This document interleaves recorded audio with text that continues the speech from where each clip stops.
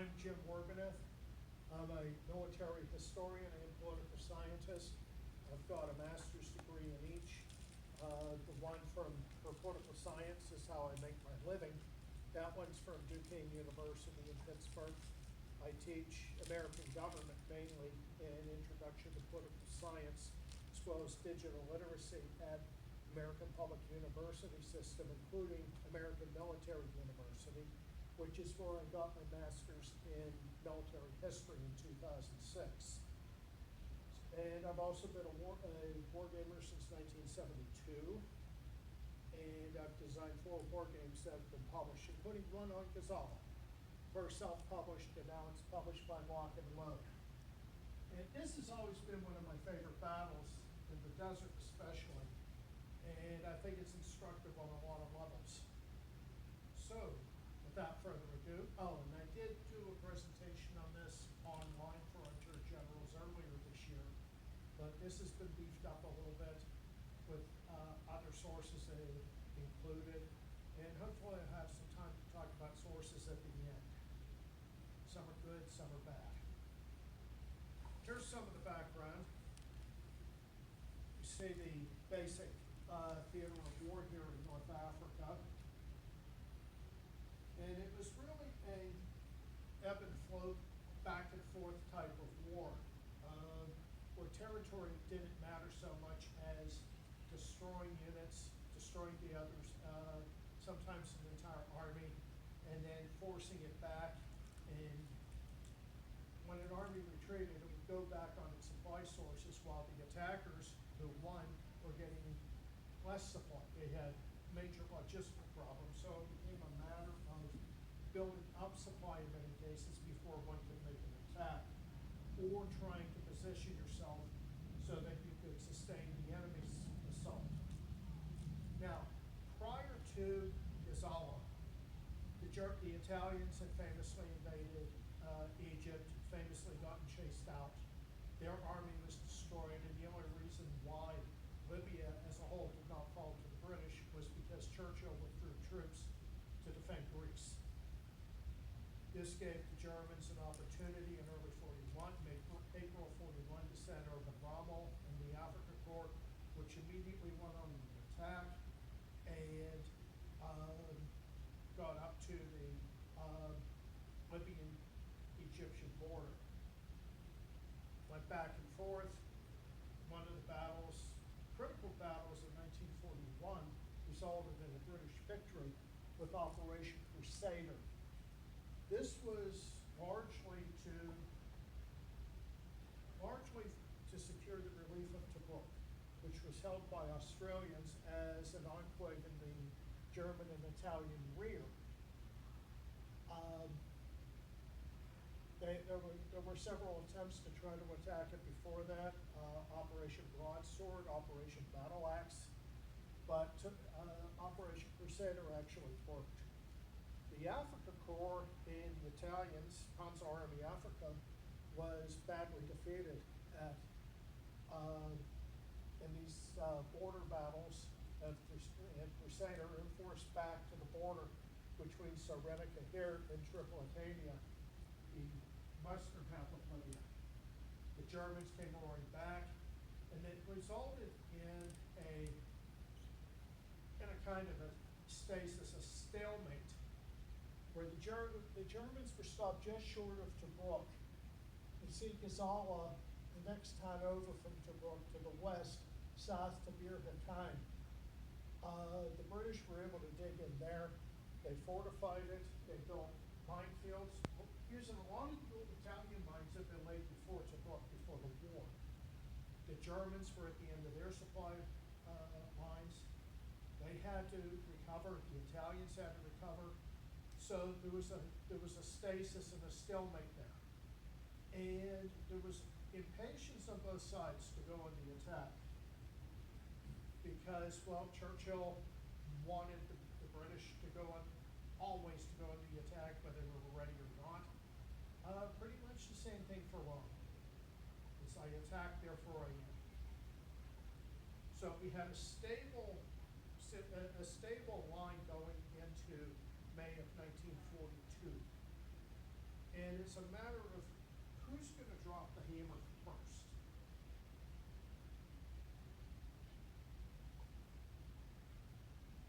But they're preparing for offensive operations. As I said, Churchill was always pushing to go on the attack. Attack was Rommel's modus operandi. No one needed to urge him. As we saw when he basically had his tanks get off the transports, get up to Battle of Gazala, and go after the Western Desert Force at Marble Arch. The British were fortifying the line southwards and laying minefields, not necessarily their own mines, the Italians. And one of the decisions that was made before the battle and before either side committed the attack was that the British were determined not to subject Tobruk to another siege. They were not going to repeat history by putting the Australians or whoever in there and have them hold out for months. The siege was lifted because of Operation Crusader, but it was something they just did not want to do. They wanted a greater concentration of force. They did not want to put a reinforced division into the enemy rear, where it was basically neutralized. So let's look at the Axis leadership. General Lieutenant Erwin Rommel,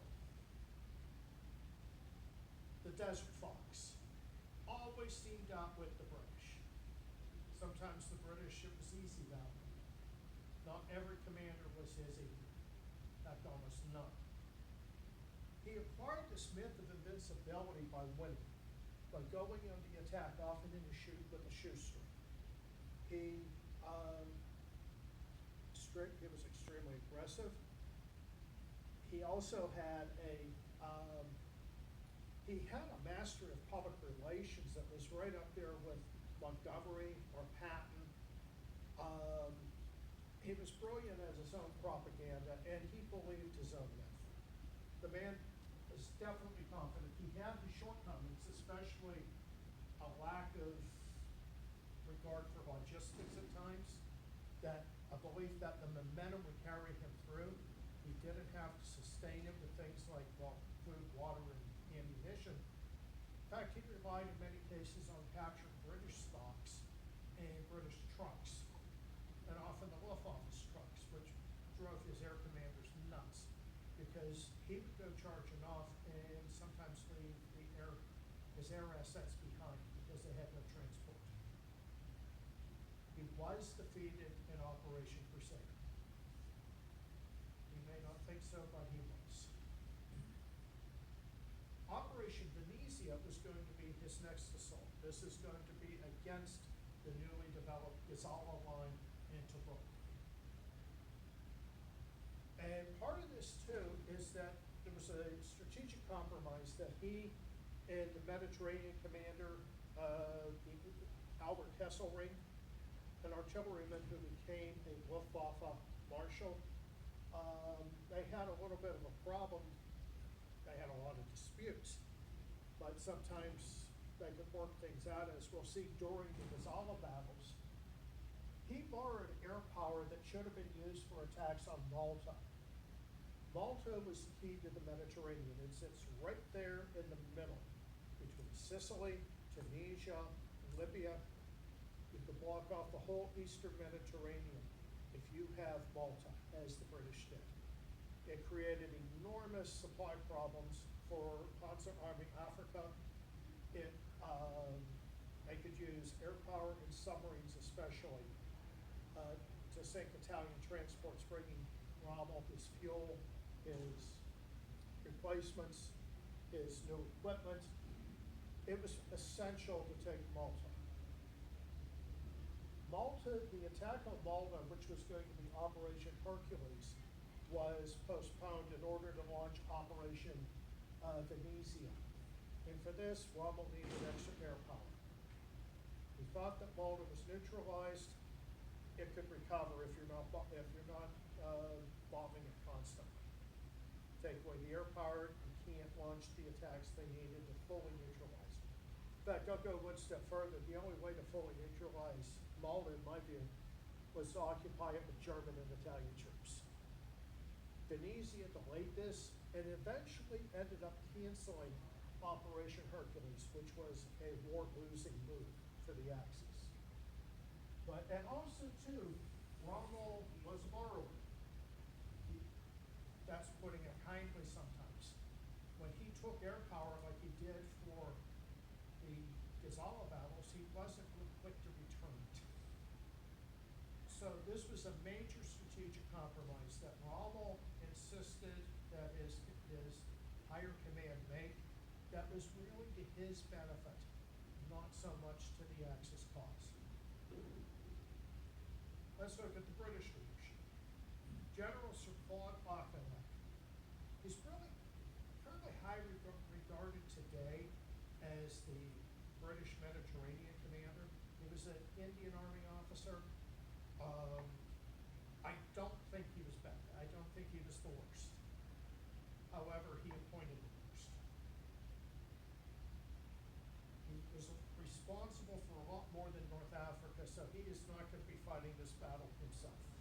It has to be delegated to his eighth army commander. This guy, Sir Neil Ritchie, not real good. He took over the 8th Army when Alan Cunningham, his predecessor, kind of panicked during Crusader and wanted a general withdrawal. Auchinleck very sensibly fired Cunningham, stopped the withdrawal, stayed in the battle, and the British ended up winning. And Ritchie was the guy who took over for Cunningham. He was Assistant Chief of Staff and then Chief of Staff to Auchinleck. And he retained command of the 8th Army even after promoted to Chief of Staff. Funny thing is, he had never commanded anything larger than a battalion. You could say he did not have the professional experience or development for this assignment. And I'll say too, not just his talents, but I'd say that he was not the man for it. I don't want to say he was weak, but his performance was. Now, Auchinleck recognized the 8th Army's problems, and he attempted to correct them. First of all, he wanted greater emphasis on combined arms. Prior to this, in the desert, and I'll say in France in 1940, the Allied emphasis had been on tanks, tanks, tanks, tanks. Typically, a division would have 1 or 2 battalions, maybe of motorized infantry, to support the tanks. They didn't put a lot of emphasis on anti-tank guns. They were still using the 40mm anti-tank gun, which was very well constructed, but it was too weak for the tanks that were current in late 41, 42. Brilliantly made gun that was just past its time, but they kept it in production because they needed guns now and they didn't want to retool for anything bigger. One of the things that Auchinleck did, he increased the infantry in his armored divisions. It's still not balanced as a Panzer division would be, or an American armored division in 1944-45. But he got more infantry in there with the idea that they would operate with the tanks. Another thing he really pushed was to avoid piecemeal force commitments and tactics. There was a tendency in the British Army to use small units, maybe a battalion, maybe a brigade, sometimes combined arms, sometimes not. I think it was a outgrowth, first of all, of defeating the Italians this way. But the Italians who invaded Egypt were basically a non-motorized army. So you could make the most out of smaller units with high mobility. He wanted to emulate Rommel in emphasizing concentration in mass. As Nathan Bedford Forrest said, get there first with the most. And this was something Rommel could do very well, and Auchinleck wanted to emulate. And he did want to build something that was closer to the Axis best practices, involving combined arms and mass.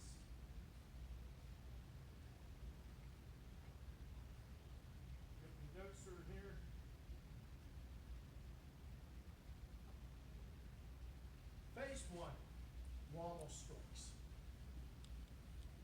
had imperfect intelligence of the Gazala line, but he knew enough to make an end around to the south. He did not know how far south it extended. German intelligence was sometimes a little lax at the operational level, sometimes very good at the lower level. They had very good signals intelligence from B-Dienst in Libya that intercepted British communications, broke their codes, and could provide intelligence, but he had no idea really how far south the Gazala line went. In fact, it went all the way down here to Bir Hakeim. So what he did, he made an end around here. The Italian Ariete Armored Division struck Bir Hakeim, bounced off of it. Their attack was too hurried, too piecemeal, too small, and did not involve combined arms. So they failed. And Bir Hakeim, by the way, was held by the 1st Free French Brigade, which consisted of Foreign Legion troops especially, and many of them were Germans. These were socialists and communists and anti-Hitler Germans who had gone to France, joined the Foreign Legion under assumed names, which the Legion encouraged. So these guys did not want to be captured. They were already in the books as enemies of Hitler. So you got elite Foreign Legion troops who were going to be determined not to get captured. They're going to be effective. So the Italians bounce off of the box of Bir Hakeim. They drive around behind here and they engage the British, and it's sort of a mixed bag for both of them. Both sides take heavy losses, but the Axis keeps on going. Meanwhile, in the north, you have a diversion by the Italians with Preval in the north. You see the 21st Italian Corps up there. They're making a diversion next to the escarpment that just north of the Mediterranean to try to get British attention. This is not particularly effective. Now, there's an idea put forth mainly through movies, I think, that the Italian army sucked. That their basic approach to war was this: that they could never stand up to the British, they're cowards. Problem with the attack here with the 3 Italian divisions was that they were too brave. They went forward too aggressively, and the British, in places, put an artillery barrage behind them to keep them from retreating. So maybe a little more prudence and a little less aggressiveness, the Italians would have done better. In fact, we see this at Bir Hakeim, where they went charging at the box. It didn't work. So I think that this runs counter to that stereotype of the Italians as just being terrible and ready to throw their guns down and run away.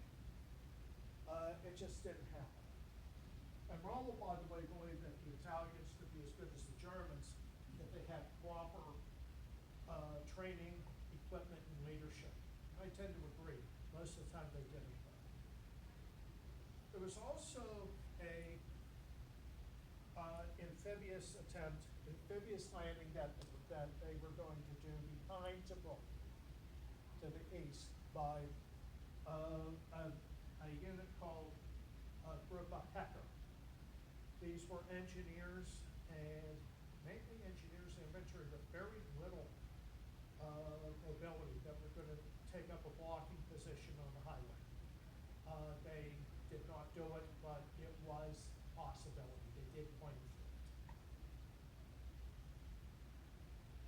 This is all going on while the Africa Corps, the Italian Ariete Armored and Trento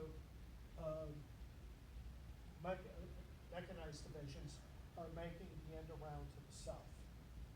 So you have a lot of activity going on. In a way, this is getting inside the British decision-making cycle.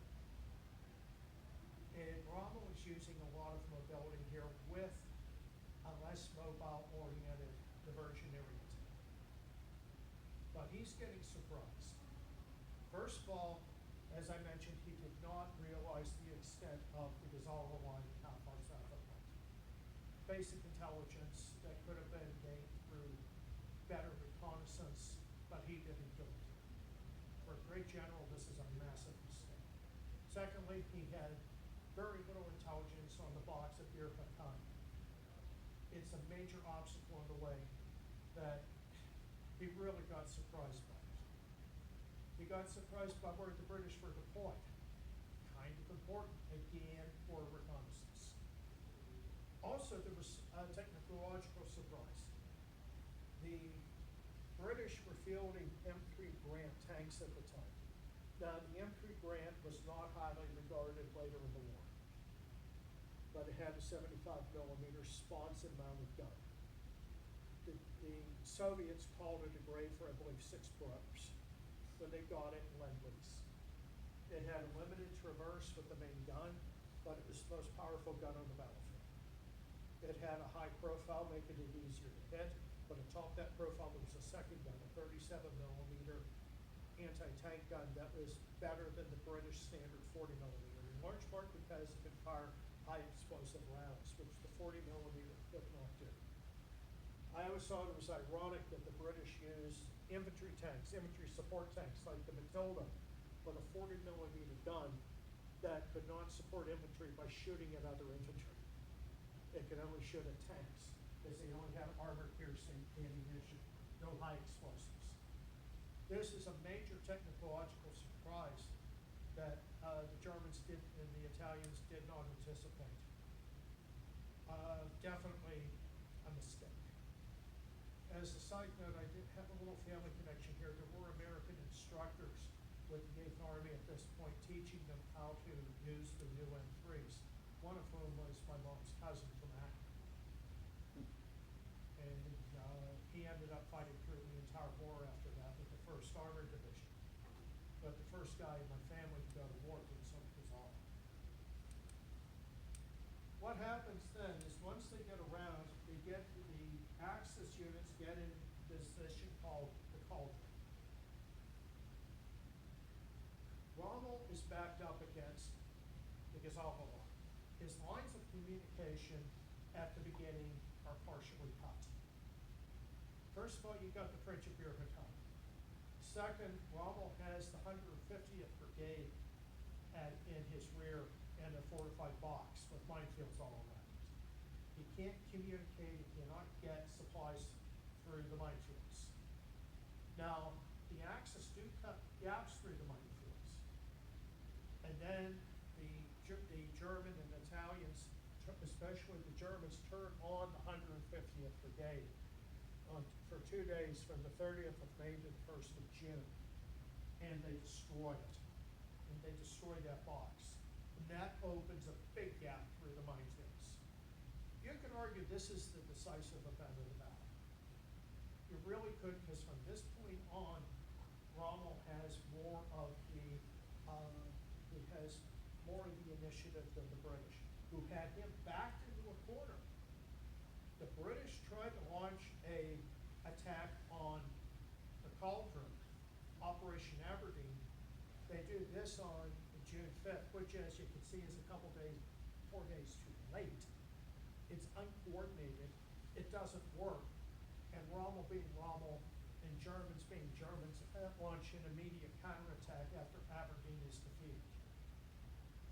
Phase 3 is a breakout into the German rear. The fact that into the British rear. The fact that the Axis had this opportunity shows the importance of the destruction of the 150th Brigade box. Bir Hakan is overrun by the Germans on the 10th of June after repeated attempts by the Italians to do it. So Africa Corps is actually diverted to this sideshow, really in the south, to try to take care of a thorn in the Axis side that the Italians should have taken care of, but did not have the means to do so. It's still the Italian army. They still have second-rate equipment. They still have bad practices, and they're fighting the French Foreign Legion. Do the math. Sometimes it's said that the brigade of Bir Hakan was destroyed. I don't think it was. I think it lost its combat power, but they got out in reasonably good order. Now, subsequent Panzer Army attacks attacks on, Panzer Army Africa attacks on the Night Ridge Box, defeat the 201st Guards Brigade.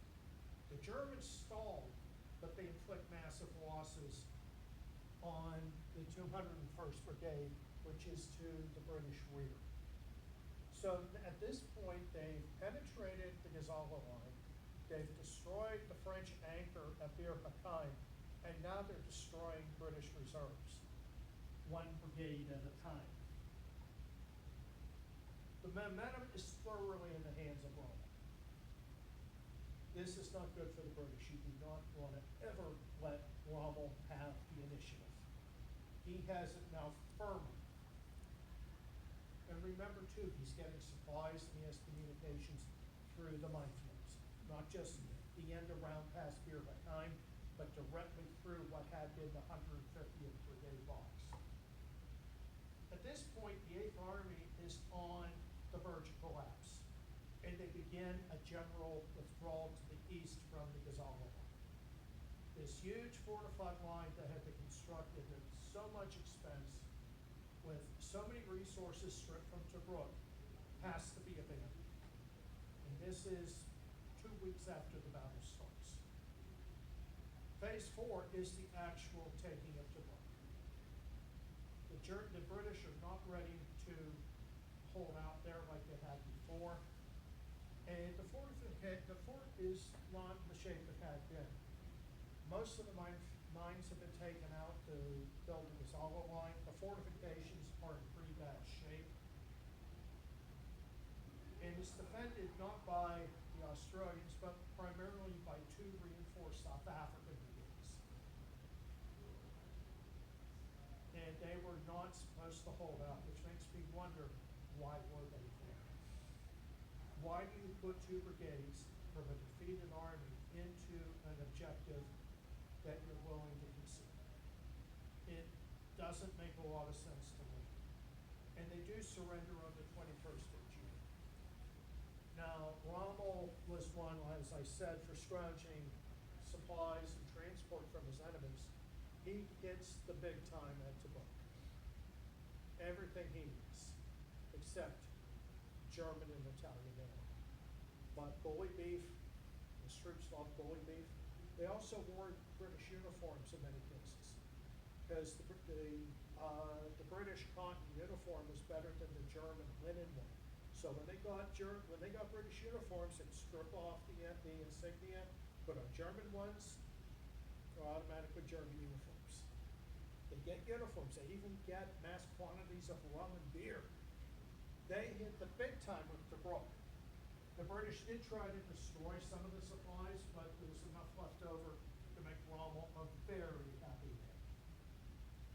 At this point, too, he uses the transport and supplies he gets at Tobruk to sustain a drive into Egypt. Because this is all really an intermediate objective. Tobruk, the Gazala line, even the Egyptian border. What he really wants is Alexandria and the Suez Canal. This would cut off the British from their oil coming from the Middle East. It would threaten Egypt, the most important country, by the way, in the Arab world. It would threaten Palestine. The huge naval base at Alexandria would be in danger. They could win the war in the Mediterranean if Rommel could proceed to the Nile, or at least the Nile Delta. Cairo, by the way, wasn't even as important. It was the Nile Delta and Alexandria, and then the road into Palestine. And I know what some of the people are thinking. What's in Palestine? Jews. Rommel was not especially anti-Semitic compared to some of his buddies, some of his colleagues, but think of the idea of what became the state of Israel being controlled by a bunch of Nazis. That would have been a humanitarian disaster of epic magnitude. So there's a lot at stake. Now, the Axis did pursue the 8th Army into Egypt, which ended at El Alamein. The reason why El Alamein is important as a position, most positions in the desert don't matter. It's just another patch of sand. But at Alamein, you have in the north, you have the Mediterranean, with the main highway across North Africa. To the south is anchored by the Qatar Depression. The Qatar Depression is virtually impassable. It's a bunch of malarial, disgusting salt marshes. It's hot, it's stinky, it smells, it's humid, it's full of quicksand. You're not going to drive vehicles in there. You don't even want to put an animal into the Qatar Depression. So it's a very, very short line that the Axis will not be able to flank. They have to penetrate it. The 8th Army makes it stand there twice, actually, and halts the Axis there. At this point, Rommel is still keeping his air power as long as he can. He's still stealing trucks from the Luftwaffe, so he can't move up the air power that is his. So he's got a problem, and he halts at El Alamein. This is the high water mark of the Desert War as far as the Axis is concerned. He gets a field marshal's baton out of it too. Hitler makes him the youngest field marshal in the German army. And that baton is due to Gazala. But it's not a victory that was war-winning decisive. If he had gotten into Egypt, it would have been. But he's at the end of his supply lines, and in the desert, logistics are everything. His logistics, even with the captured trucks, even with what he borrowed from the Luftwaffe, they're not sufficient to carry him into Egypt. Plus the fact he had massive losses at Gazala. And there's only so much you can do on initiative and Bulgus alone. Sooner or later, you need hardware and you need gas up. So, let's get to the reasons why the British failed in their objectives, which was to hold Tobruk, hold the Gazala line, and inflict a battlefield defeat on the Axis. First of all, they failed to maintain the initiative. Rommel had the initiative at first when he went around Bir Hakeim into the British rear behind the minefields. And he lost it when he had to stop in the Belgrade. The British did not seize the opportunity, and they did not maintain the ability to attack, or the willingness even to attack Panzer Army Africa. Part of this was a sheer lack of killer instinct, at least as I see it. They putzed around. They could pass up opportunities. Maybe they thought another opportunity would present itself, which, based on the record in North Africa before this, I seriously doubt. But they seemed to think that just having where they wanted him was going to be enough, that he was just going to roll over and die. And although he may have considered suicide at one point in Belgrade, he may have considered surrender, he didn't do it very long. Instead, he attacked out of it. Also, remember those boxes? The 150th Brigade that was behind Rommel in the Gazala line? These were too far apart to support each other. Each one was an isolated brigade. And this is part of this piecemeal approach that the British had in North Africa. One brigade, yeah, that's really good. Put it in a fortified box, that's super. Give it lots of ammo. Put lots of minefields behind it. It's still a single brigade.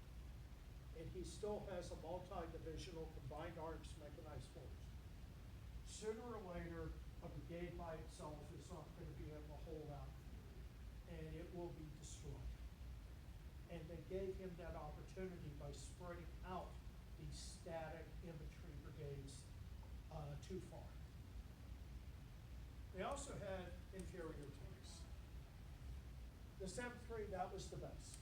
That was the queen of the desert at the time. It wasn't a piece of garbage only fit for fighting the Japanese in Burma that it was in a couple of years. It was an interim designed to be replaced by the Sherman, which wasn't quite ready yet. But it's the best tank at Gazala. The Germans had really very little counter to it. They had enough gun, Panzerkampf 5 and 3 Model J, which had a long barrel 50 millimeter gun, but they didn't have very many of them. So they were outgunned as far as armor goes. The British also failed to cover the minefields with fire. Minefields are great. They can do their job. They can slow or stop the enemy. But if you give the enemy time to clear them, and he has engineers who know what they're doing, sooner or later they're going to be countered. If you have fire on it, that's a lot tougher. The British put their brigades too far apart, not just to cover each other, but also to cover the minefields with their own fire. Same thing for the artillery.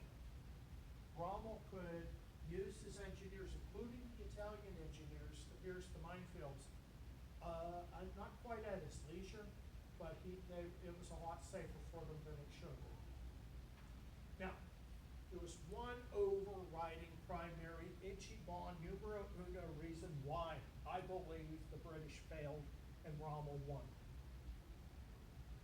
The British were still thinking of brigades as their maneuver units. These were the important units. Shift a brigade. Send a brigade to do this job. Rommel was thinking in terms of divisions. Where the British might send an armored brigade to make a counterattack, Rommel was thinking of a division. Maybe a mechanized brigade, maybe augmented by tanks, but he was always thinking in terms of the bigger units. Better yet, concentrate all the German and Italian armor and mechanized forces into one group, which is what he had in the colony. He was thinking in terms of big units with lots of firepower and mobility. The British are still doing their little dinky toy penny packets, like they were fighting Indians on the northwest frontier or fighting the Italians in 1940. No, this wasn't going to fly against the major league enemy like the Germans, and especially under Rommel. He had his flaws, but he thought yes.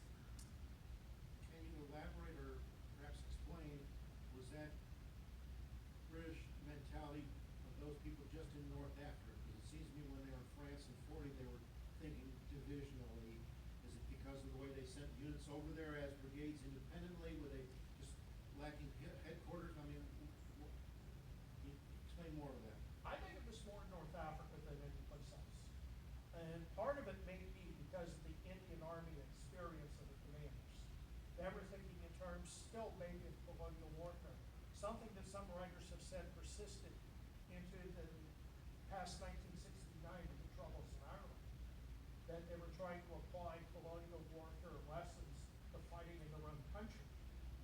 But we see a large number of Indian Army officers in North Africa, and I have a high regard for Indian Army officers, but I think they have a tendency sometimes to think small. And they had that experience that validated the wrong lessons with fighting the Italians with Operation Compass. O'Connor's offensive that cleared Egypt and Cyrenaica of the Italians. And that, like I said, it might have worked well with a second-rate army like the Italians. But you throw Germans in there, and you throw one of the three best generals, three best field marshals, not going to be so good. But you're right, absolutely right. Like the counterattack in Arras in 1940 during the fall of France, that was supposed to be a massive attack by the British 1st Armored Division and also the French. The French didn't show up, the British did. And those units were committed piecemeal, but the first plan, the one that was supposed to go into effect, was going to be a massive attack. It was supposed to involve mass and firepower and all the things that we associate with Rommel. And it did strike Rommel's 7th Panzer Division, commanded at the time, and the British Matilda tanks almost broke through, only stopped by the gun line of 88mm multi-purpose artillery, anti-aircraft, and anti-tank guns, which Rommel at one point was personally directing. So even there, it almost worked. But North Africa, to this point, I see an awful lot of penny packets. Now, a lot of them were battalion size. Here, maybe using brigades was a little bit of an improvement, but it wasn't enough. Yeah, Or was that British Guards tank brigade that was defeated in their counterattack? It was part of a division, wasn't it? it was an independent motorized Or what? infantry brigade. Or what was like the armored division on the British side? Well, you had the 7th Armored Division, which was in the rear, the Desert Rats, and you But they also weren't had, involved in the counterattack? they were involved in Aberdeen, and they were involved in subsequent armored combat. They just didn't use them early enough, basically. They used them early, but they also used them in terms of a brigade here and a brigade Oh, there. because they didn't use the 7th Division, they used. Yeah, they grabbed parts of the 7th Division. I don't think they ever fought as a division at Gazala. They certainly did at Alamein. But here they're still thinking in terms of component brigades of a division. And again, there's not the emphasis on combined arms that Rommel had, nor that Auchinleck had wanted to encourage in his army. They're still fighting the old way. I look at it as in terms of doctrinal and bureaucratic inertia. You can't change an organization overnight. Auchinleck tried. I think he was in the right place. I think he had he had the right idea. But you have a bunch of guys who are thinking subordinates that this is the way we always did it. Well, you always got your butt kicked, except for Crusader. So the changes that Auchinleck wanted to put through hadn't really been absorbed. So you're seeing brigades committed as opposed to whole divisions. If he had told the 7th Armored Division had gone in as a division all at once, it would have been greater than the sum of its parts. He also had 2 Army tank brigades, which consisted of infantry tanks, Matildas and Valentines, that they operated only in concert with infantry. But they still went in by themselves sometimes. It's like, okay, we'll send the tanks in there. What about the infantry? Well, what about it? So here you have a piecemeal commitment of a brigade without its infantry support, when they're supposed to be supporting the infantry. And by the way, the idea of a infantry-oriented tank battalion, that was not or brigade, that was not strictly British. The Americans had them. We ended up putting a battalion of tanks, attaching it or making it even close to organic to an infantry division, along with a Tank destroyer. tank destroyer battalion, so that an American infantry division in 1944 could end up having a lot more armor than a German panzer division. But so there's an idea there of having infantry support tanks that is actually valid. There's this idea, the French lost because they used all their tanks for infantry support. Well, here's the problem, that's all they used them for. Yeah, they had tank divisions that again were imbalanced with just a tiny commitment, maybe 1 battalion of motorized infantry and not enough artillery. They were imbalanced. But they spread out their tanks too much. What the Americans and later the British could do, they had enough tanks that could compromise to do both. Have independent armored divisions with mass armor and have the infantry support them. Here, I don't think they really had enough to do both. Or if they had the 2 Army tank brigades, they should have operated more with the infantry for their mission. And again, I did that 40 millimeter gun on the Matilda and the Valentine.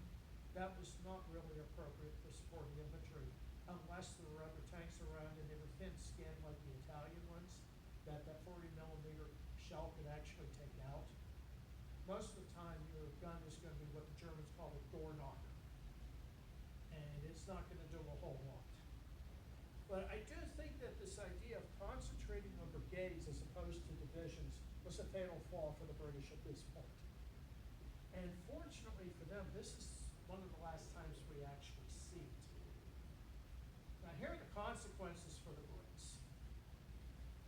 Auchinleck and Ritchie get killed. And I think with good reason. As much as I like Auchinleck, he made a fundamental mistake by appointing Ritchie. He could not impose his will when it came to doctrine on the Eighth Army. Ritchie was not strong enough to do it for him. Now, with these two gone, William Strafford Gott is promoted from command of the 13th Corps of the 8th Army to Army Command. On his way to take over, he's shot down by the Luftwaffe, and he's replaced by Bernard Law Montgomery. How many people here are Montgomery fans? Raise your hand if you're a Montgomery fan. I can tell you're all Americans. I'm not a fan either. Canadian. One. Well, I'm not a fan though. Oh, okay. But Montgomery was irritating as hell. Very staid. He wanted a tidy battlefield. He lacked initiative at times. That's putting it kindly. He was horrible at coalition warfare. Absolute disaster at that. I don't think he ever met an American he didn't manage to piss off. And by the way, he hated the Canadians too. He thought they lacked any sort of initiative and drive in Northwestern Europe, and he didn't think they should be really doing anything. It's like, how many ways can you insult people? Well, Montgomery did. At the same time, Montgomery was the right man for North Africa at this time. He was a completely different kind of commander than what they were used to. Al Alamein started as a defensive battle. Now, if you're going to try to match Rommel in terms of drive, initiative, maneuver, it's probably not a great idea. So Montgomery fought his battle at Al Alamein, which was attritional. It relied on his greater logistical resources. He had more ammo, he had more artillery, he had more gasoline. He had a very, very good deception campaign to fool the Germans and Italians where he was going to attack. And then he defeated the Germans and Italians at Al Alamein and then launched a very lackluster pursuit into Libya. He was keeping things tidy. But at the same time, one thing about Montgomery, another thing I have to applaud him for, he was very conscious of the fact that Britain was running out of manpower reserves. He could not just throw troops into the battle and hope for the best. Instead, he was very conservative with losses, not so much out of humanitarian reasons, but because there weren't any coming up. And his troops loved him with the fact he wasn't going to get them killed overnight. So he has his good points that go along with the ones that everybody hates, and for good reason. And I think he was the man at the time, really. He was what they needed for North Africa. Now, Churchill ends up being emotionally spent by the loss of Tobruk. They didn't want to hold on to it, but he's still terribly disappointed. And he finds out about it, he's humiliated because he's visiting the White House at the time. And he has to tell President Roosevelt about another big British failure. And mind you too, this isn't too long after Singapore, which was the worst British surrender ever. And it only really ranks with Yorktown as far as consequences go. Churchill was devastated. Now, what Roosevelt does, he diverts more American armor, including the M4 Shermans, from American armored divisions. He strips them from American units and sends them to North Africa. So when the Battle of Alamein takes place, you have the old tanks, but now you have the real state-of-the-art American armor to back up 8th Army.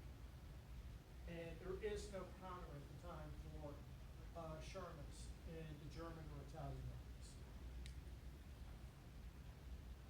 Next stop, the battles of Al Alamein. And as Churchill said, it's not the beginning of the end, it's the end of the beginning. And after this, there were no more defeats. Now, for the Axis, here we have Rommel shaking hands with his Hefe.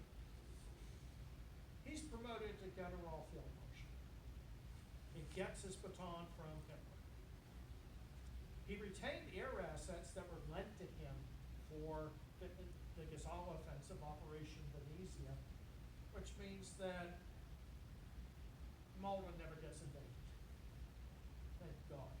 He also maintained his bad habit of appropriating the Luftwaffe's ground transport for his own troops. And while you could say that Gazala was a great victory, it was mirrored in the way that Operation Hercules was canceled. They won at Gazala, they captured Tobruk, but Malta was a bad trade. Now, here's the important part. What games do we have on this? Well, I'll say this, we got a whole ton of them. Mine. Alles meine. Rommel Gazala. I designed this, self-published it, and then it was picked up by Lock and Load. It's very simple. No, nothing that's gonna break your brain. But part of it was the idea to show that any idiot could design a game and so on. And I think it turned out pretty good. Second one is Triumphant Fox for Moments in History. German company that, this is, I believe, their first game, designed by Dirk Wenneman. Much more advanced order of battle than mine, much more advanced mechanics. I think it's it's my favorite game on the battle that's not designed by Jim Werbaneth. The third one is Tobruk.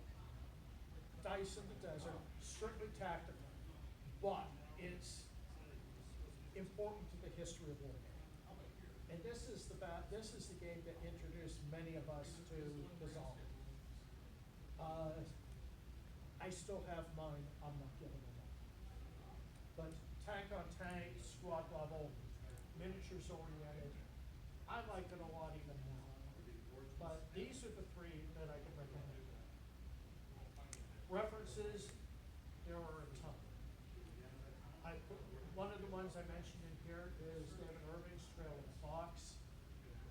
I got one word for David Irving. Bastard. He's a very fine historian, very talented writer who has used his gifts for evil. He's a Holocaust denier, describes himself as a moderate fascist. He's a Nazi apologist, but Trail of the Fox is a very good biography of Herman Rommel. Maybe he's going to sue me like he sued Deborah Webster. Bring it on. But his Holocaust denial and his sympathy for the Germans and the Nazis makes me want to vomit. What's that? Oh, I thought I heard something. Paying attention. But that's an essential book in some ways, much as I hate to say it. There are a whole ton of them. Churchill's book is good. The Hinge of Fate. You also have two works by Jack Green, a friend of mine, and his writing partner, an Italian named Alessandro Massagnani. So you're moving your knives? They've done good work. And I can really recommend Robert Ayler's The Mediterranean Air War.